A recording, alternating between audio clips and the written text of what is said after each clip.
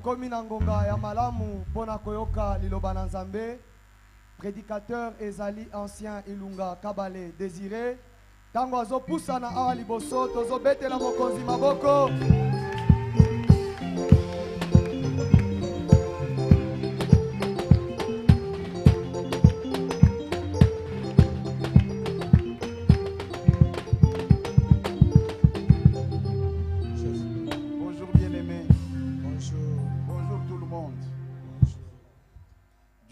Bénisse abondamment. Amen.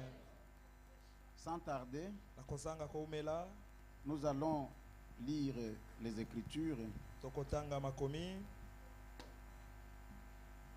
Nous sommes dans le livre d'Exode. Exode chapitre 8, verset 24.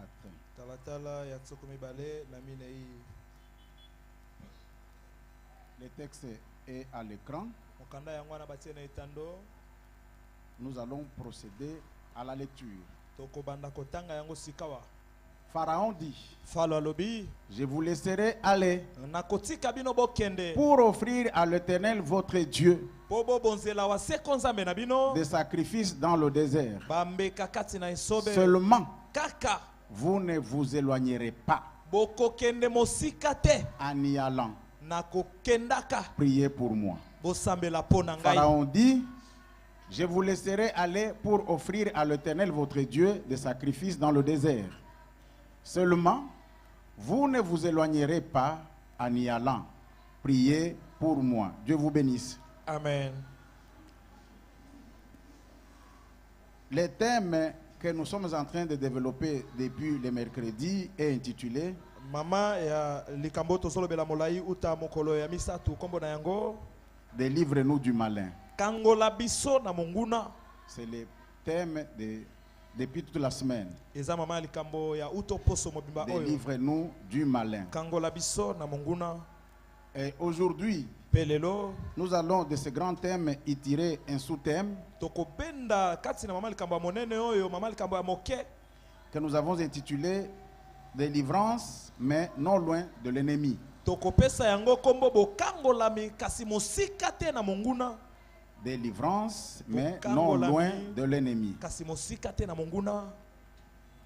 Je suis en train de bénir les bergers. Naza kopambola papa mobateli na biso. Il va se poser la question pourquoi. Akomitu na motuna pona nini? Peut-être il va se dire c'est parce qu'il nous a alignés pour parler de la part du Seigneur. Tango mosusu akoloba po atiaki biso to lobela ntina na kolo. Pour ça. Te eza pona yango te. Le vendredi, mokolo na mitano, l'intention que nous avions, posa tozalaki na yango, même dans notre prédication nous l'avons dit, atako na mateya na biso tolobaki qu'il était fort possible qu'on change le thème. Ete sengelaki to bongo la mama likambo. Mais quand nous avons fini les services, kasi tango toselisaki mosala, au cours de l'entretien avec lui, na kati ya masolo na ye, il insiste, il dit: azobeta sete na kolobaka, tu dois rester dans le même thème. Et sengelo tikala na mama likambo moko wana. Je me dis mais on ne peut pas d'abord aller prier. Il dit non, il faut que vous restiez dans le même thème. On se sépare d'avec lui, je pars à la maison. Quand nous prions pour les messages du dimanche, le Seigneur nous convainc, il nous révèle. Nous devons rester dans le même thème. Mais le matin, tôt le matin, le berger me dit: tu prépares le thème de la semaine. Maintenant, je me posais la question: est-ce qu'il se rappelle qu'il m'avait déjà instruit du thème que nous devions développer en semaine ou le dimanche? Certainement, il avait oublié. Mais c'est après que je me suis rendu compte que ce qu'il me disait dans son bureau là, il me transmettait au fait la pensée du Seigneur. Parce que lui me le dit en aparté, mais le Seigneur me le confirme. Me dit: vous restez dans les mêmes messages. C'est pour cette raison que j'ai dit: j'ai béni les bergers. Ça ne s'arrête pas là-bas. Je dois aussi bénir l'intervenant de la Sainte Seine. Ça fait bien d'être, je pense, depuis mercredi qu'on s'était parlé avec lui. Je serais surpris qu'à son intervention, vers sa fin, il insiste, il dit, nous devons demander la délivrance. Nous devons insister sur la délivrance. Et là, c'est ça qu'on se soit entretenu avec lui. Alors c'est comme ça que nous disons, nous restons dans le thème de la délivrance. Et même pour toute cette semaine de l'évangélisation, notre thème principal reste délivre-nous du malin. Quelqu'un peut m'aider à dire à son voisin, délivre-nous du malin. Délivre-nous du malin. Papa Lenny, il parlait à votre voisine derrière. Votre voisine derrière. Délivre-nous du malin. Délivre-nous du malin. C'est ça le thème principal. Et aujourd'hui, nous l'avons dit, nous parlons de la délivrance, mais non loin de l'ennemi. Exode. Deuxième livre de la Bible. Deuxième livre de l'Ancien Testament, mais également deuxième livre de Pentateuque. Les Pentateuques ne sont rien d'autre que les 5 livres de Moïse. Il s'agit ici de Genèse, Exode, Lévitique, Nombre et Deutéronome sont là les livres qu'on appelle les Pentateuques. Alors de ces livres, il y a un deuxième qui s'appelle, qui s'intitule Exode. Comme tous les livres de Moïse, celui-ci aussi. Il est écrit autour des années 1445 et 1405 avant Jésus-Christ de Nazareth. 1445 na 1405 yambo Yesu abotama. Exode veut dire sortir. En bon français, Exode veut dire aller hors de. C'est ça Exode. Alors c'est placé hors de. Mais il y a certains chercheurs en théologie qui qualifient ces livres du livre de délivrance. Et pourquoi? Parce qu'il se réfère à cette miraculeuse délivrance que le Seigneur a opérée en faveur d'Israël. Avant qu'on ne puisse entrer dans la profondeur de notre message, j'avais bien souhaité qu'on essaie de bien comprendre les concepts principaux, les concepts clés.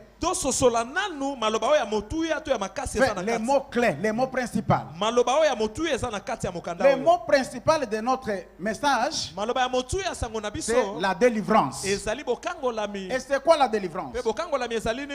La délivrance peut se définir comme étant l'effet de se libérer. Ou alors l'effet d'être libéré d'un tourment. Ou alors d'une souffrance. C'est ça la délivrance. La délivrance peut aussi se définir comme étant mettre en liberté. Je me réfère ici à un terme beaucoup plus utilisé dans notre législation. On parle de la peine d'emprisonnement. Ça veut dire quand on prend quelqu'un, on le met en prison. Cette personne, en d'autres termes, on dit elle est privée de la liberté. Alors, les jours qu'elle sortira de sa prison, on va dire elle est délibérée. Et elle est libérée. Alors, elle même peut dire je suis délivré de ces pouvoirs qui dominaient sur moi. Parce que en étant en prison, la personne ne pouvait plus accomplir sa volonté comme préféré. Peut bien avoir besoin d'aller dans le supermarché. Il ne saura pas. Il va dormir à la décision de sa hiérarchie ou des dirigeants des structures pénitentiaires. Et tout en étant là-bas, et n'exécute que la volonté de ces gens, de ces chefs hiérarchiques-là. Donc, la délivrance, pour nous les chrétiens, nous l'avons défini comme l'effet de s'affranchir du pouvoir du malin. S'affranchir du pouvoir du malin. C'est de cette façon que nous avons défini la délivrance.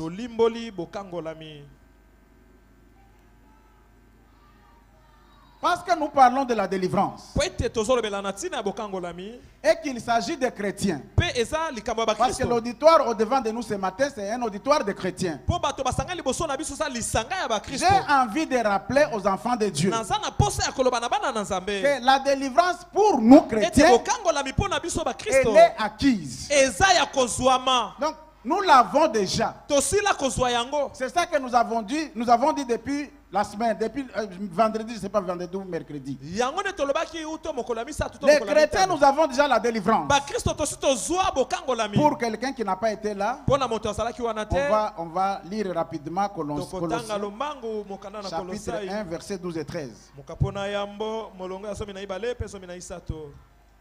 Colossiens, voilà.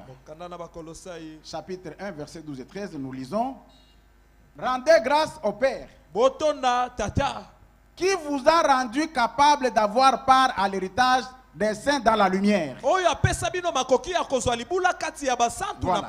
Qui nous a délivrés de la puissance des ténèbres et nous a transportés dans le royaume du Fils de son amour. Donc, quand vous interprétez normalement ce texte,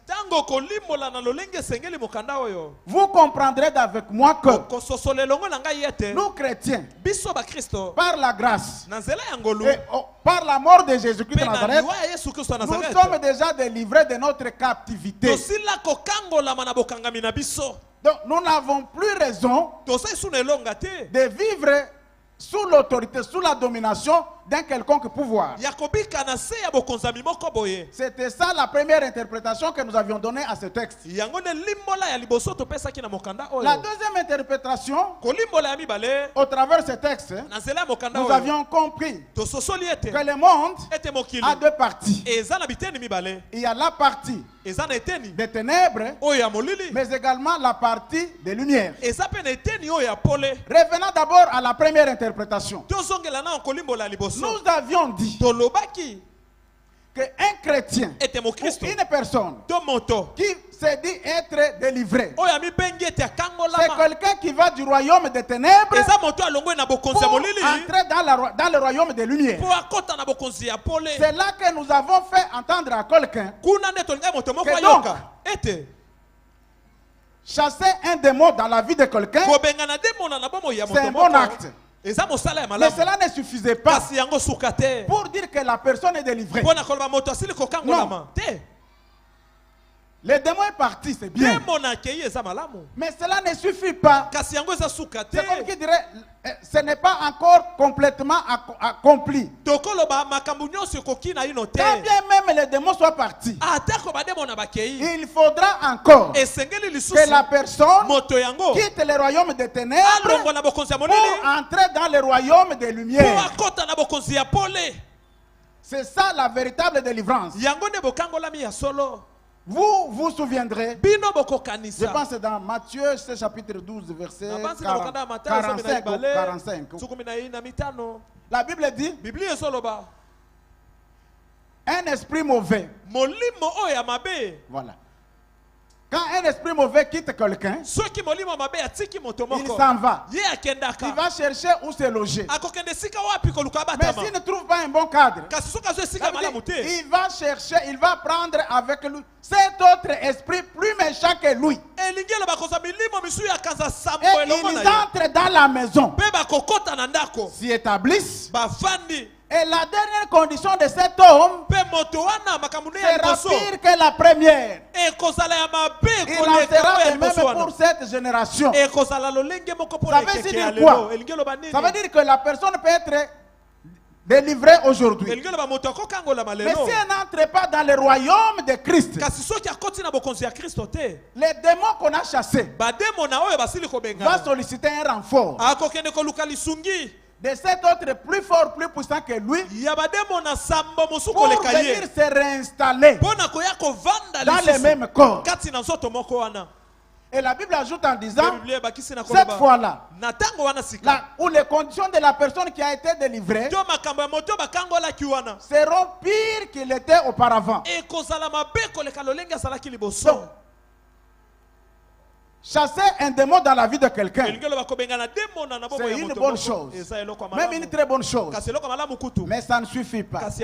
Il faudra absolument que la personne quitte le royaume des ténèbres pour entrer dans le royaume des lumières. Revenant à la deuxième interprétation, nous avons dit ceci. Le monde a deux parties. Il y a une partie qui est qu'on appelle le monde des ténèbres, mais une autre partie qu'on appelle le monde des lumières. Le monde des ténèbres a un chef. Puis toutes les deux parties là sont gouvernées. Elles ont chacune une autorité. Parce qu'on nous parle ici des deux royaumes. Donc, le monde des ténèbres a pour chef les dragons, les serpents anciens, qu'on appelle aussi Lucifer. C'est pour moi l'occasion de m'adresser à deux bien-aimés. Toi qui souffres en longueur de nuit, tu ne dors pas paisiblement. Tu vois autour de toi les serpents te mordre, te poursuivre, t'encercler, qu'importe son nom, vipère, boa, Python, peu importe son nom, puisqu'il s'agit du serpent que toi tu as eu dans les songes, il s'agit de la sorcellerie, soit le fétichisme ou alors l'occultisme. Les serpents, c'est le symbole, je répète, du pouvoir satanique. C'est la sorcellerie. C'est le fétiche. Ou alors l'occultisme. Je crois t'avoir dit une fois d'un aîné avec qui on avait fait la remise et reprise au service. Quelques temps après la remise et reprise, après nos prières nocturnes, je les vois dans un songe. Bon, je vois dans un songe un gros serpent. Il faut aussi rappeler que cet aîné-là, paix à son âme parce qu'il ne vit plus, il était aussi gros, trop grand même. Alors je vois un très gros serpent. Malheureusement, ou curieusement, à la tête de ce serpent, je vois le visage de cet aîné. Maintenant, ça me dépassait un peu. Je ne comprenais pas. Bon. Au fil du temps, quand on partageait maintenant avec lui, c'est alors qu'en discutant, il m'avoua que j'étais initié à l'occultisme par un médecin dans la province orientale à Kisangani. Il va même ajouter en disant, son maître là, il avait cette possibilité de faire des voyages astro. Ils sont à Kisangani. Et il lui dit, bon, cette nuit j'ai réunion aux Nations Unies. Je vais quitter ici. La réunion va commencer à 1h30. Je vais quitter ici à 0h30. Et je vais rentrer à 4h. Il partait, il rentrait, il revenait.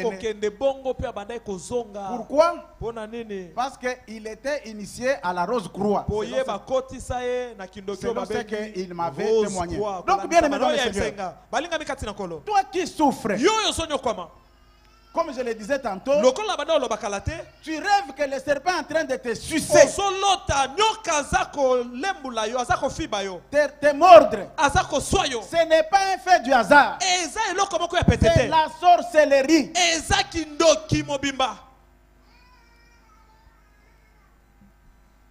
À quelqu'un d'autre, je vais dire une chose.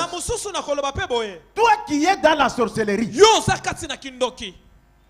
laisse-moi te dire une chose ce matin. Jésus revient bientôt. Quitte ce monde-là. Tu n'entreras pas dans le royaume des cieux. Et peut-être tu crois que c'est un secret, les gens ne le savent pas. C'est ça que toi tu te dis. Mais la vérité c'est que l'Esprit de Dieu te connaît. Et la plus grande vérité c'est que l'Esprit de Dieu a déjà présenté ton visage à ses serviteurs et à ses servants. Même s'il ne l'a pas encore fait aujourd'hui, même plus tard, il finira par le révéler. Donc tu as intérêt, pour ne pas dire devoir, de quitter ces camps-là. Tu risques de rester longtemps dans l'église et au dernier jour, tu entres dans l'enfer. Pourquoi? Tu avais refusé de quitter le royaume des ténèbres. Et nous disions que le monde a deux parties. Le royaume des ténèbres et le royaume des lumières. Le royaume des ténèbres, nous avons dit son maître. Et le royaume des lumières, nous avons cité son maître. Ça ne me dérange pas de le citer, de le réciter encore. Le maître du monde des lumières, c'est Jésus-Christ de Nazareth. Ça veut aussi dire quoi? C'est lui qui est en Christ. Il est dans le monde des lumières. Mais nous avons aussi dit ici que comme chrétiens, notre délivrance a été acquise au travers l'œuvre de la croix. Mais qu'est-ce qui fait que les enfants de Dieu à la cité de l'Éternel, bien qu'étant en Christ, mais ils continuent à subir l'autorité du monde des ténèbres? Il continue à vivre comme étant dans le monde des ténèbres. C'est là que nous avions parlé vendredi d'une délivrance apparente. La délivrance apparente. Ça veut dire aux yeux des hommes, tu sembles être libéré. Alors qu'en réalité, sur le plan spirituel, tu continues à porter les semences de l'autorité satanique. Nous avons donné l'exemple de ces personnes qui, peut-être, indépendamment de leur volonté, tu es né dans une famille polygamique où ton grand-père ou alors ton père avait autant de femmes. Et qu'est-ce qui s'est passé? Ces femmes-là se succédaient dans les mêmes lits, selon l'horaire ou le calendrier établi.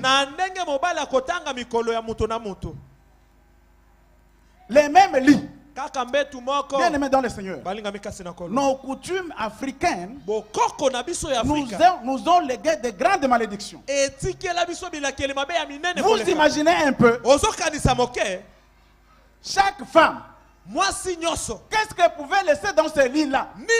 Parce que la Bible dit, les deux deviennent une seule chair. Donc, la prétendue première, avec ses grands-pères ou ses pères-là, pendant qu'ils étaient ensemble dans le lit, ils étaient une seule chair. Quand celui-là quitte, l'autre vient, ils deviennent aussi une seule chair. Et c'est de cette famille que tu es né. Or, la Bible dit, ce qu'on avait lu le vendredi, moi Dieu, moi ton Dieu, je suis un Dieu jaloux, j'ai puni l'iniquité. J'ai puni l'iniquité des pères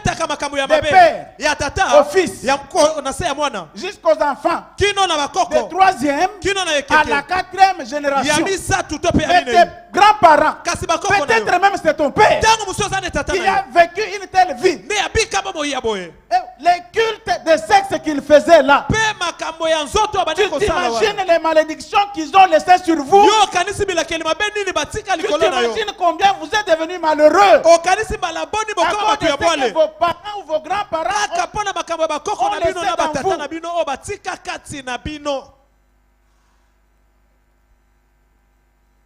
Mais maintenant, tu as donné ta vie à Christ. Tu as bien fait. Mais est-ce que tu as quitté le royaume des ténèbres pour entrer dans le royaume des lumières? C'est comme ça nous l'avons dit. Au jour d'aujourd'hui, nous avons des pasteurs impudiques. Pourquoi? Il est porteur de semences d'impudicité, soit de son père, soit de sa mère, soit de son grand-père. Aujourd'hui, nous avons des chantres immoraux qui ne se gênent pas à se comporter comme des mondains. Ils ne sont chrétiens qu'à l'église. Comme les prédicateurs de la Sainte l'a dit. À l'église, ils sont chrétiens. Dès qu'ils sortent de l'église, ce sont des païens comme vous n'avez pas idée. Ils s'habillent, ils parlent, ils fréquentent comme le monde. Ils ont le même langage que le monde. Mais à l'église, ils sont serviteurs. Et tu sais pourquoi? Porteur de semences de l'autorité du monde des ténèbres. Certes, ils servent Dieu. C'est ça que Pharaon disait aux enfants d'Israël. Là, nous l'avons vu le vendredi. Je vous laisse offrir des sacrifices à votre Dieu, mais tout en restant seulement dans le pays. Donc, toi, tu sers ton Dieu tout en restant sous l'autorité satanique. Et tu vis de ça. Et c'est beaucoup de gens qui vivent comme ça. Nous n'allons pas nous éterniser sur ça,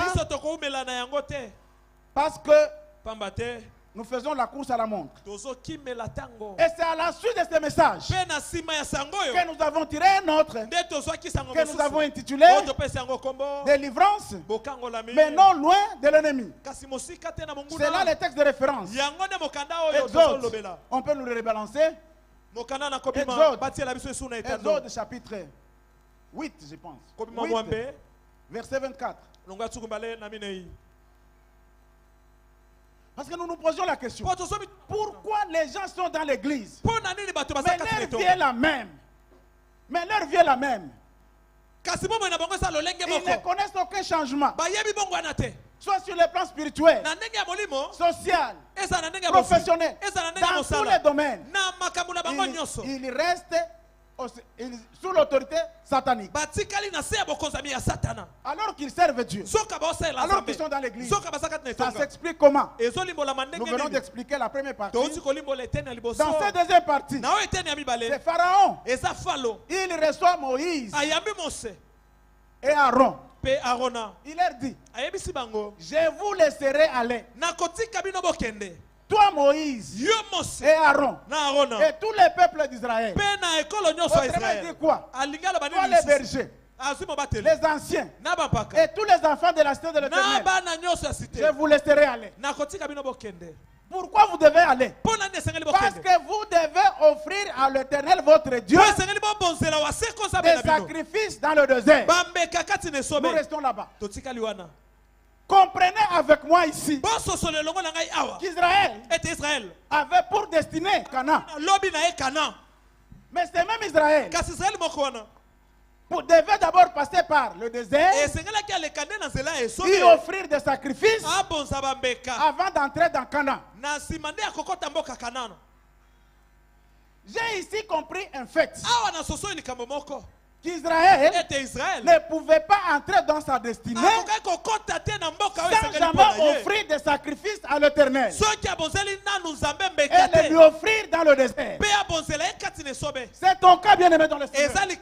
Tu as une destinée. Mais il te sera impossible d'entrer dans ta destinée si tu ne sais pas offrir à ton Dieu des sacrifices. Il n'y a pas d'entrée dans la destinée sans sacrifice. Et le sacrifice, c'est dans le désert. Comprenez un peu ces choses.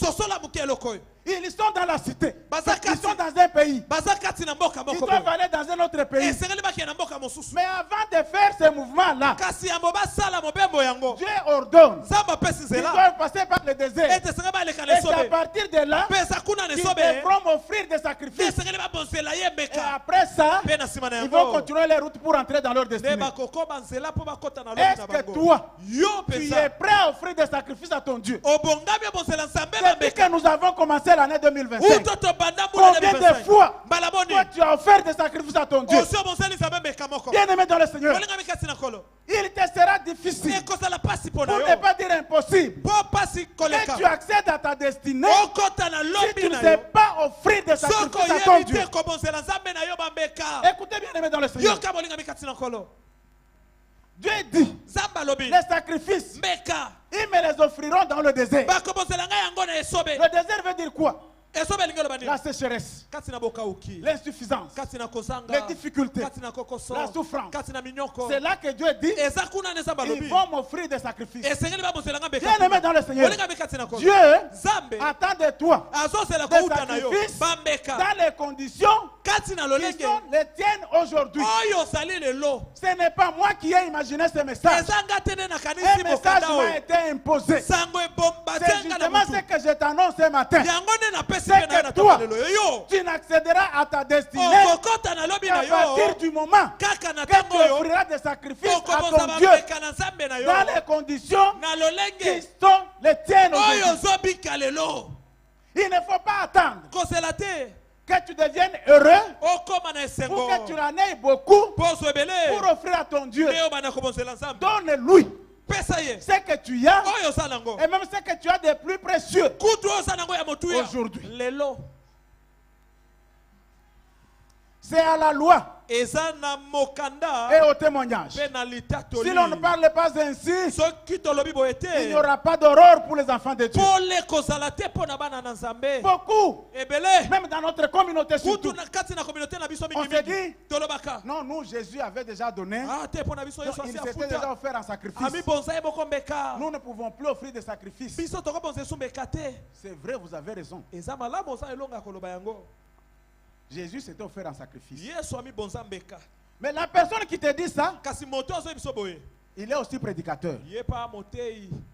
Mais pourquoi il ne te dit pas que Jésus allait, il traversait des villes en village, enseignant. Donc Jésus avait déjà beaucoup prêché. Mais pourquoi toi tu continues à prêcher? Pourquoi tu ne te dis pas, bon, Jésus avait déjà prêché, moi je ne peux plus prêcher? Pourquoi tu n'oses pas dire, Jésus avait beaucoup prié, moi je ne prierai plus? Tu es toutefois sans oublier que Jésus, même à la croix, il était en train de prier en disant, Père, pardonne-les, parce qu'ils ne savent pas ce qu'ils sont en train de faire. C'est une très grande prière d'intercession. Mais cette personne qui te décourage d'offrir des sacrifices, lorsqu'il s'agit de gêner, nous entrons avec elle en gêne. 48 heures. 48 heures. Nous gênons ensemble. Mais pourquoi tu tu ne dis pas Jésus avait déjà gêné pour moi, moi je ne peux plus gêner. J'ai envie de dire quelque chose à quelqu'un. C'est ceci. Tout ce que nous faisons pour notre Dieu, ça n'a de l'importance que lorsque ça s'appuie sur Jésus-Christ de Nazareth. Ce que je veux dire, c'est quoi? C'est que ton sacrifice à toi, lorsque tu le prends, tu l'installes sur l'œuvre de la croix de Golgotha. C'est alors qu'il aura de la valeur aux yeux de l'Éternel.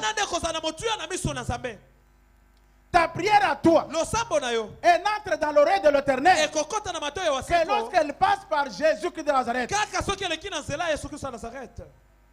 tu ne sais pas te poser la question. Lorsque Jésus te dit, moi Jésus, je suis le chemin, je suis la vie, mais aussi la vérité.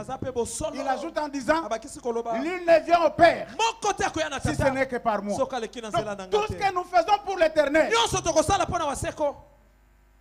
ça n'a de la valeur que lorsque ça s'appuie sur Jésus-Christ de Nazareth. Et même ton sacrifice, j'ajoute, ne peut être admis, accepté par Dieu que lorsqu'il passe par Jésus-Christ de Nazareth. Donc, Pharaon dit, la parenthèse est fermée. Pharaon dit, moi je vous laisserai aller. On retourne les textes. Je vous laisserai partir. Pourquoi? Parce que vous allez offrir des sacrifices à votre Dieu. C'est un compromis de Pharaon. Mais la dernière phrase là m'intéresse. C'est l'avant-dernière. Il dit seulement. Autrement, il veut dire mais. Vous ne vous éloignerez pas en y allant. C'est là qu'il y a les problèmes. Tous les problèmes tournent là-bas. Vous ne vous éloignerez pas en y allant.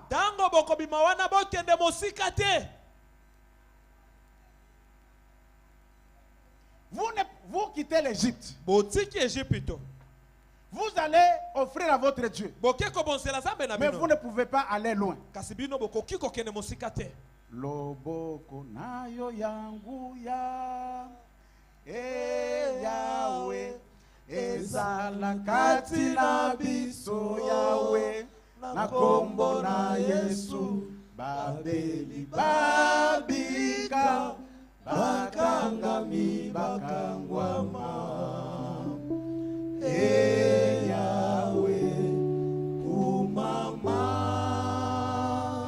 maboko nayo yangu ya Yahweh esala kati na biso na kombo na Yesu babeli babika bakangami bakangwama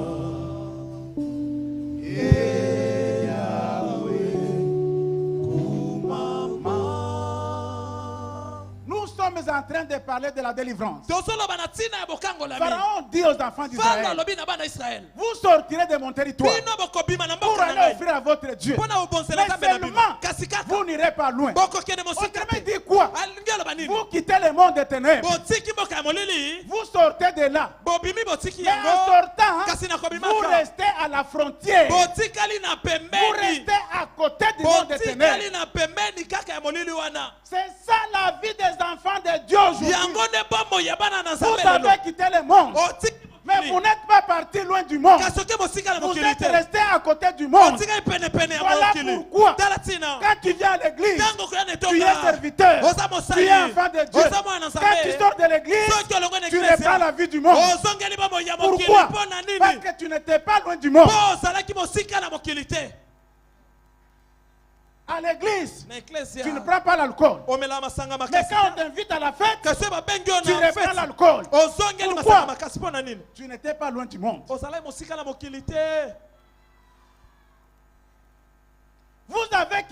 le monde. Yo tiki mokili. Vous êtes parti en dehors du monde. Ok libanda ya mokili. Vous n'êtes pas entré dans votre destinée. Okotina no na lobby na yote. Vous êtes resté à côté du monde. Otikali pene pene mokili. Et pourquoi? Pona nini? Parce que Pharaon l'a décidé. Ça veut ici dire quoi? Tu as quitté l'impudicité. Parce que tu as donné ta vie à Christ. Mais tu n'es pas allé loin de l'ennemi. Toutes les fois que tu retournes un peu au monde, tu reprends l'impudicité. C'est comme ça que nous avons des personnes mariées. Je veux que tu me suives. Je veux que tu me suives. Dis à ton voisin de me regarder. Qu'il me regarde. Ton voisin me regarde. Regarde. Asafa, regardez-moi. Mes amis, regardez-moi. Trompette, regardez-moi. Vous, regardez-moi. Tout le monde, regardez-moi. Au jour d'aujourd'hui, dans l'église de Dieu, nous avons des personnes mariées. Pendant autant de mois, autant d'années. Mais quand il quitte son mariage, il se rencontre avec ses anciens amants. Ils reprennent leurs anciennes relations. Pourquoi? Vous avez quitté le monde. Vous n'êtes pas allé loin du monde. Vous êtes resté à côté du monde. Vous avez quitté les mensonges. Vous n'êtes pas allé loin du mensonge. Toutes les fois que tu retournes dans le monde, tu reprends les mensonges. Les enfants de Dieu d'aujourd'hui. Le monde ne te laisse pas aller librement. Le monde te réclame. Pourquoi pas tu n'es pas loin? Il ne s'agit pas que du péché. C'est de tous les domaines de la vie. Parce qu'avec ça, nous avons au jour d'aujourd'hui les chrétiens, mes enfants de Dieu, à qui Dieu peut faire grâce. Ils trouvent de l'argent pour construire une maison. Il construit effectivement. Il monte. Il arrive au niveau de l'ento. Les financements s'arrêtent. Il ne sait plus évoluer. Il est bloqué là-bas. Et pourquoi? Le monde, le monde est souffrant de misère. Ne t'a pas laissé partir totalement. Il te tient à la corde. Il ne veut pas te voir ailleurs chez toi. Aujourd'hui, nous avons les enfants, des enfants de Dieu.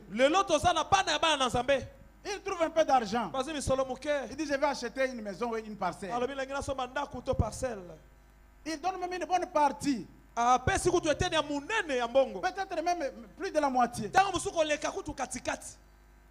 Pour compléter la partie restante. Tout se bloque là-bas. Il reste là-bas. Le monde ne veut pas le voir. Avoir une maison à son propre nom. Maintenant, il reste là. L'argent parti. La maison ne lui appartient pas totalement. C'est ça la tactique de Pharaon. Vous irez. Mais vous n'allez pas loin de moi. Vous ne serez pas loin de moi. Au jour d'aujourd'hui, nous avons les enfants de Dieu. Il quitte la famille. Il s'en va dans son mariage. Il y reste 5 ans, 8 ans. Et puis il rentre chez eux.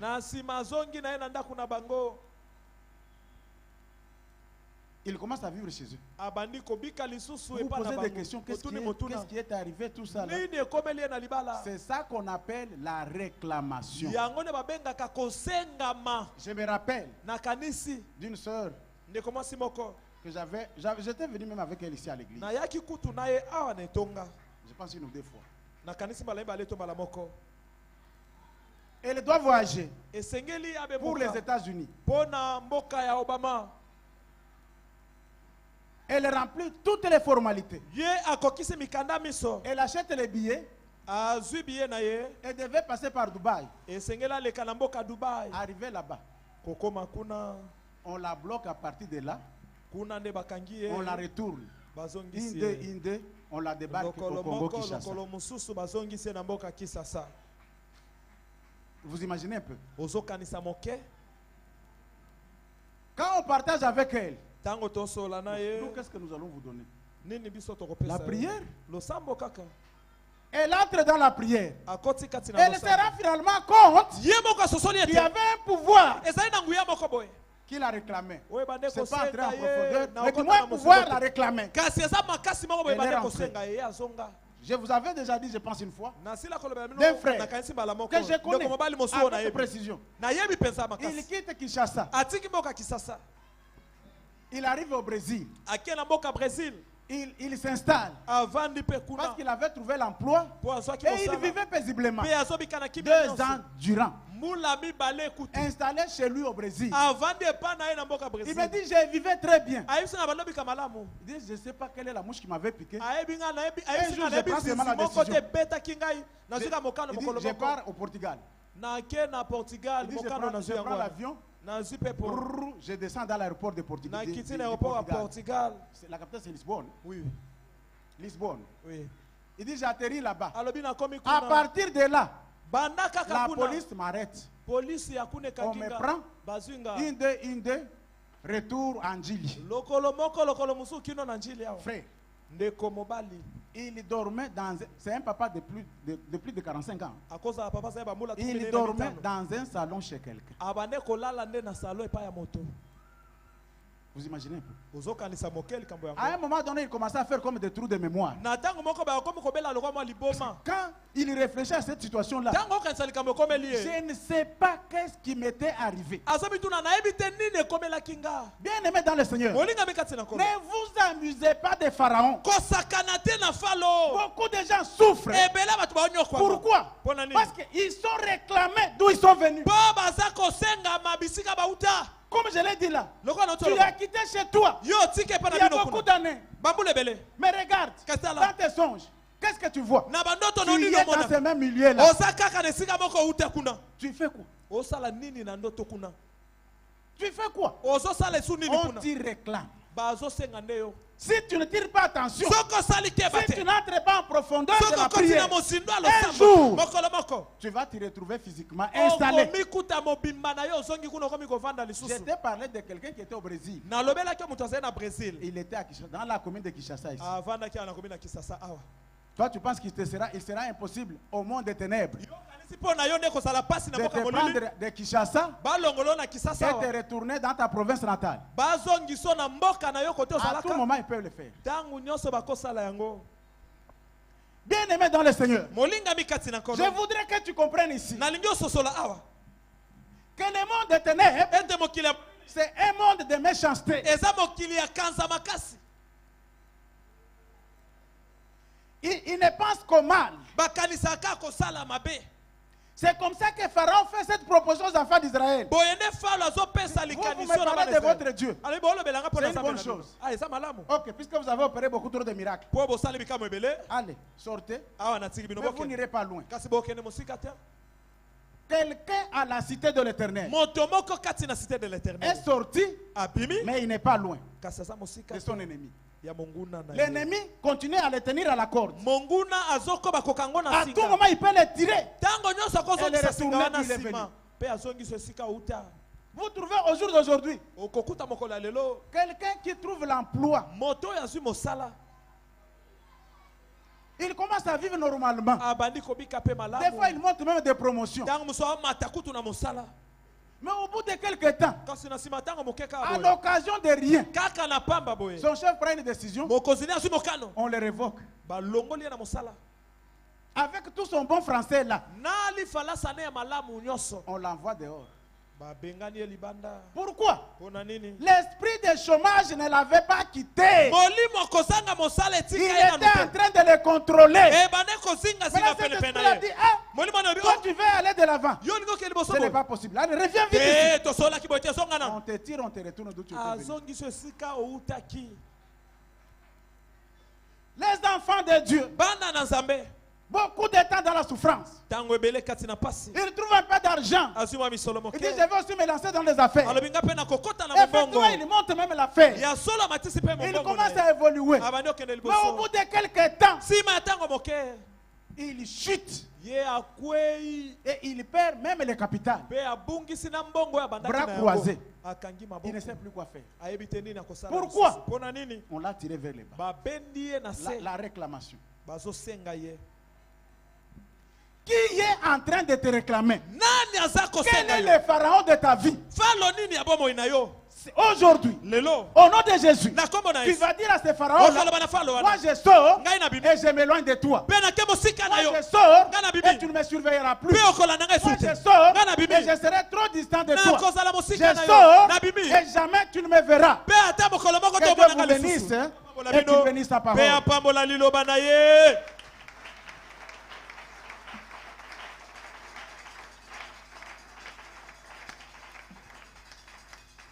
Je vais te demander de te lever un peu.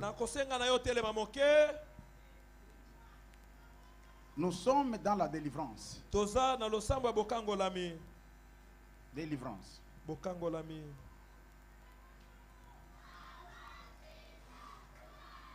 Ici,